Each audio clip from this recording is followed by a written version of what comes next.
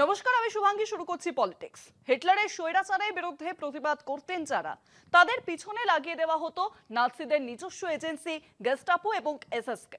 মোদী সরকারের আমলেও ঠিক এমনটাই কি ঘটছে? বিজেপির রাজ্যে বাঙালি পরিযায়ী শ্রমিকদের অপমান, লাঞ্ছনা আর মৃত্যু নিয়ে বারবার মুখ খুলেছেন যিনি, সরাসরি আঙুল তুলেছেন বিজেপির দিকে, সেই তৃণমূল সাংসদ সামিরুল ইসলামকে শুনানির নোটিশ ধরানো হলো এবার। বাবা মায়ের সঙ্গে নামের অমিলের কারণ দেখিয়ে এসআইআর শুনানিতে তলব সামিরুলকে। নোবেল জয়ী সেলিব্রিটিদের পর এবার শুনানিতে ডাক পরিযায়ীদের অধিকারের পক্ষে লড়াই করা সামিরুলকে। এই প্রশ্ন কিন্তু ইতিমধ্যেই উঠতে শুরু করেছে যে ইডি সিবিআই এর পর এবার কি মোদী সরকারের নতুন হাতিয়ার নির্বাচন কমিশন?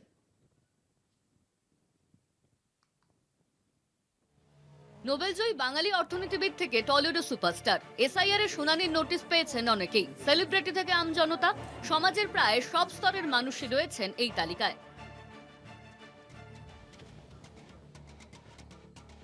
এবার সেই তালিকায় নাম জুড়ে গেল তৃণমূল সাংসদ সামিরুল ইসলামেরও, যিনি নিজে পরিযায়ীদের বাংলাদেশি তকমা দিয়ে হেনস্থা ও পুশব্যাকের মতো ইস্যুতে সামনে থেকে লড়াই করেছেন। বাংলাদেশে পুশব্যাক করা বীরভূমের সোনালী বিবির হয়ে সওয়াল করেছিলেন তিনি। সেই সামিরুল ইসলামের শুনানির নোটিশে বলা হয়েছে পিতা ও মাতার নামের অমিলের কারণে এবং 2002 সালের তালিকায় ভুলভাবে যুক্ত হয়েছে। এই প্রশ্নে তাকে শুনানির জন্য ডাকা হচ্ছে। বাংলার মানুষ সব দেখছে, মানুষই এর জবাব দেবে।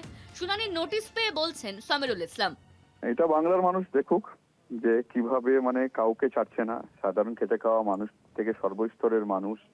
এখানে আমরা সংসদে ভারত সরকারের হয়ে আমরা প্রেজেন্ট থেকে আমরা সবসময় ভারতবর্ষের জন্য কাজ করি, তাদেরকেও ছাড়ছে না।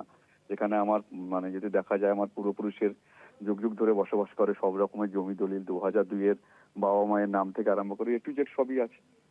এরা যে বাংলা বিরোধী জমিদার সেটা আমাদের সর্বভারতীয় সাধারণ সম্পাদক অভিষেক বন্দ্যোপাধ্যায় বারবার বলে, তার এটা প্রমাণ। আর বাংলার মানুষ 2026-এ আর উপযুক্ত জবাব দেবে।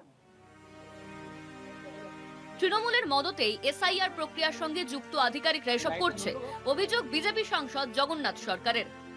এখানে বিএলও বা যারা অফিসার আছে তারা কেউ বিজেপির লোক না।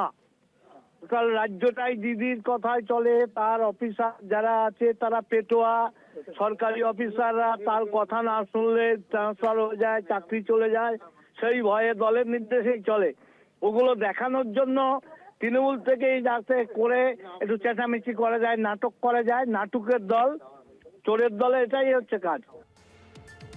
লজিক্যাল ডিসক্রিপেন্সির জেরে শুনানির নোটিশের তালিকা ক্রমশ দীর্ঘ হচ্ছে। নিজেকে বৈধ প্রমাণ করতে লাইনে দাঁড়াতে হচ্ছে ভোটারদের। সেই তালিকা থেকে আর বাদ রইলেন না সামিরুল ইসলামও। কলকাতা টিভি।